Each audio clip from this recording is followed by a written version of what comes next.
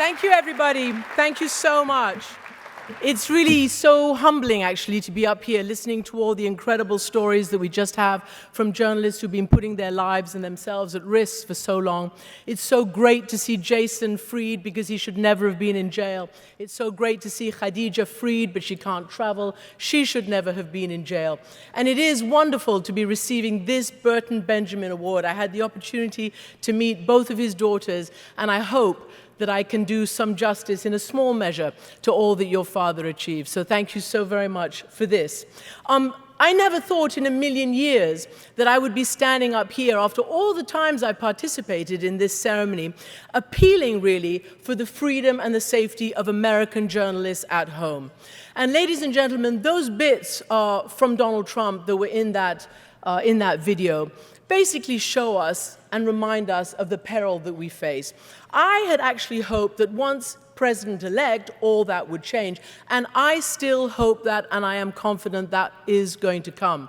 But I was chilled when the first tweet after the election was about, quote, professional protesters incited by the media. Now, he walked back half of that, the bit about the professional protesters, but not the bit about the media. And we are not there yet, but everybody, postcard from the world.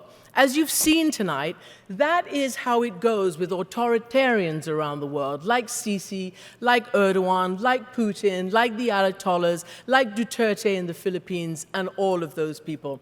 And as all the international journalists in this room, who we honor tonight, know only too well, and who we honor every single year, first, the media is accused of inciting, then sympathizing, then associating, and then suddenly they find themselves accused of being full-fledged terrorists and subversives, and then they end up in handcuffs, in cages, in kangaroo courts, in prisons, and then who knows what.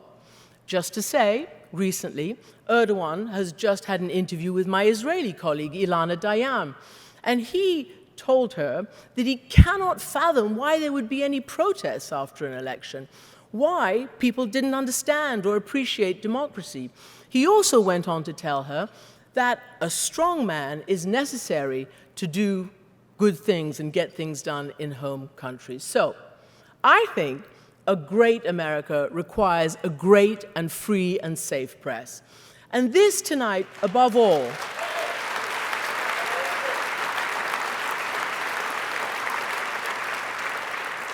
so tonight, above all, it's really an appeal to protect journalism itself, to recommit to robust, fact-based reporting without fear and without favor on the issues.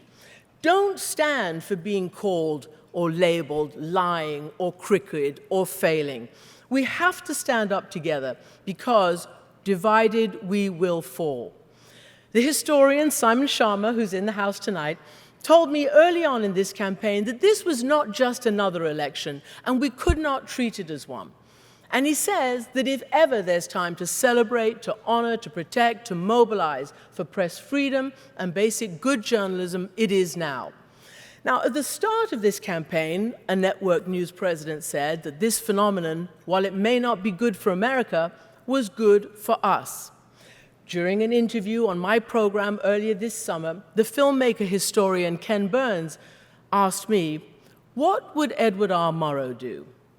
First, like many people watching where I was overseas, I admit that I, like them, was shocked by the exceptionally high bar put before one candidate and the exceptionally low bar put before another candidate. It also appeared that much of the press, much of the media, was tying itself in knots, trying to differentiate between balance, between objectivity, neutrality, and crucially, the truth. We cannot continue the old paradigm.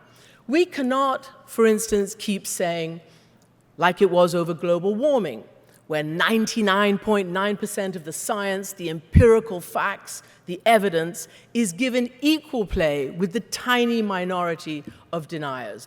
I learned a long, long time ago when I was covering the genocide and ethnic cleansing in Bosnia, never to equate victim and aggressor, never to create a false moral or factual equivalence.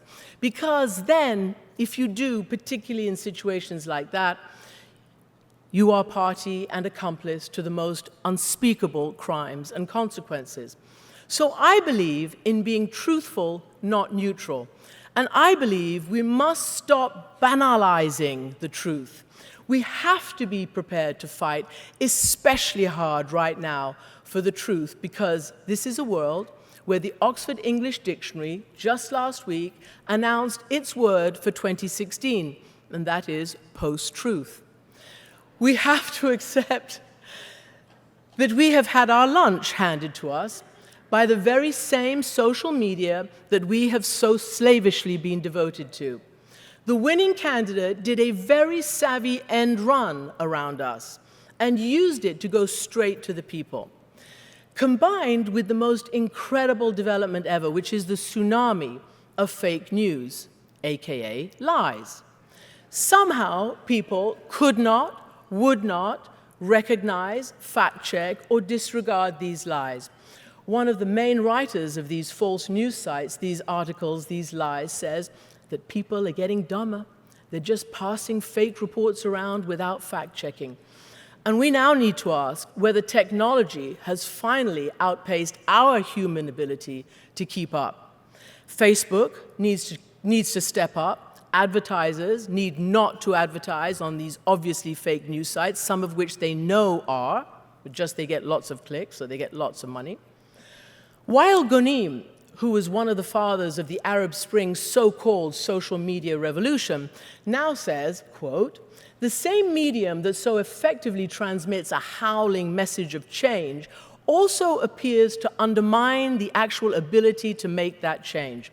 Social media amplifies the human tendency to bind with one's own kind. It tends to reduce complex social challenges to mobilizing slogans that reverberate in echo chambers of the like-minded rather than engage in persuasion, in dialogue, and to reach for consensus. Hate speech and untruths appear alongside good intentions and truths." So I feel that right now we face an existential crisis, a real threat to the very relevance and usefulness of our profession. Now, more than ever, I genuinely believe that we need to recommit to real reporting across a real nation and a real world in which journalism and democracy are in mortal peril, including by foreign powers like Russia, who pay to churn out and to place these false news articles, these lies in many of our press. They hack into democratic systems, not just here as they're accused of, but also now allegedly in crucial democratic experiences that are going on in Germany and France and elsewhere in Europe. Just one quick anecdote from out there. In the 1997 Iranian election, the reform candidate happened to win. The establishment ayatollahs were caught totally off guard, and one of them asked me afterwards, they said, "How was I so sure that Khatami was going to win? When did I know?" So I told him, as soon as I got on the ground and started asking people. Just saying. We must also fight against a post-values world. And let me just take a moment to hit back at the so-called elitist backlash that we're all bending over backwards to accommodate. Since when were American values elitist values?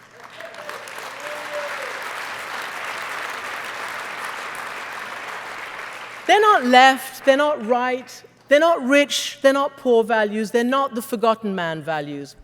Like many foreigners, I have learned that they are universal. They are the values of every American, from the humblest to the most exalted. They form the very fundamental foundation of these United States, and they are the basis of America's global leadership. These values are brand America. They are America's greatest export and its greatest gift to the world. So yes, like very many people around the world who are watching this incredible election, I was shocked. I was shocked because very few ever imagined that so many Americans conducting their sacred duty in the secret ballot box, using their ballot, would be so angry as to ignore the wholesale denigration of these values, the vulgarity of language, the sexual predatory behavior, the deep misogyny, the bigoted and the insulting views. It's many times been quoted that the governor of New York, former governor Mario Cuomo, said that you campaign in poetry, but you govern in prose. Perhaps this time the opposite will be true. But if it's not, I will fight, like all journalists must, to defend and to protect the unique value system that makes these United States, and with which it seeks to influence and lead the world. The conservative radio host, who may be the next White House press secretary, says, mainstream media is hostile to traditional values. I say it's just the opposite. Have you read, you must all have read, about the Heil Victory meeting not far from the White House in Washington this weekend? We must be doing many, many stories about the dangerous rise of the far right, not just here, but also across Europe. And since when did neo-Nazism and anti-Semitism stop being a crucial litmus test in the United States?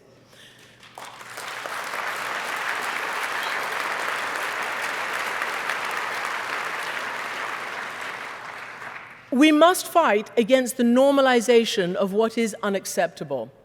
A week before the heated Brexit referendum in the UK, the gorgeous, young, optimistic, idealistic, compassionate MP Jo Cox was shot and stabbed to death by a maniac who was shouting "Britain first."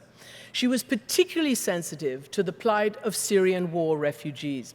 And at his trial, the accused told the court that he had researched information on the SS and the KKK. Just a few weeks ago, her husband, Brandon, who's now raising their 2 tiny toddlers, expanded for me on an op-ed he had written.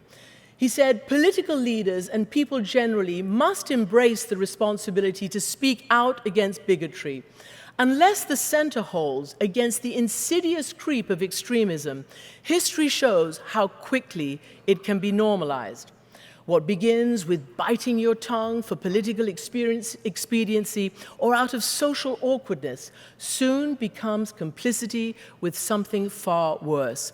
And before you know it, it is already too late. So where are the solutions? Somehow this war of attrition in this country has to end. You've all seen the results of this election. It is very close. It is a nation divided, and it is an angry nation on all sides. Are we in the media going to keep whipping up this war, enabling this war, or are we going to take a deep breath and have a reset?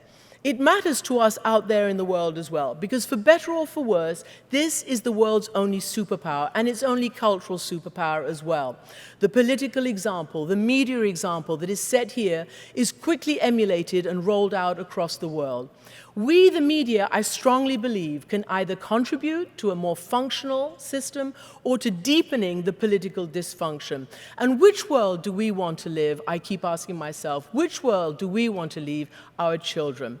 In the same way that politics here and increasingly around the world has been driven into poisonous, partisan, and paralyzing corners, where political differences are criminalized, where the zero-sum game means that in order for me to win, you have to be destroyed.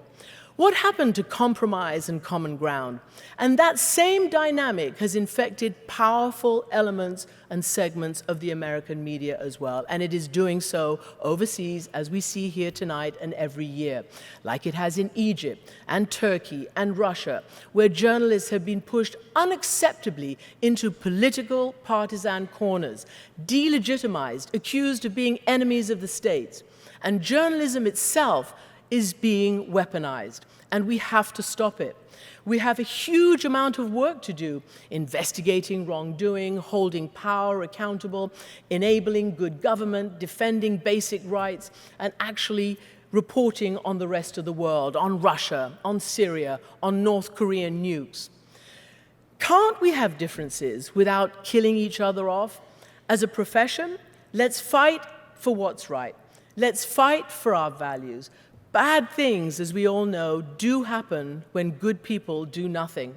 And in the words of the great American civil rights leader, Congressman John Lewis, young people, and people not so young, have a moral obligation and a mission and a mandate to get into good trouble. So let's go out there and get into some good trouble. And especially, let's fight to remain relevant and useful. And perhaps, contemplating the long weekend ahead, let's resolve not to be turkeys voting for Thanksgiving. Happy holidays, everybody.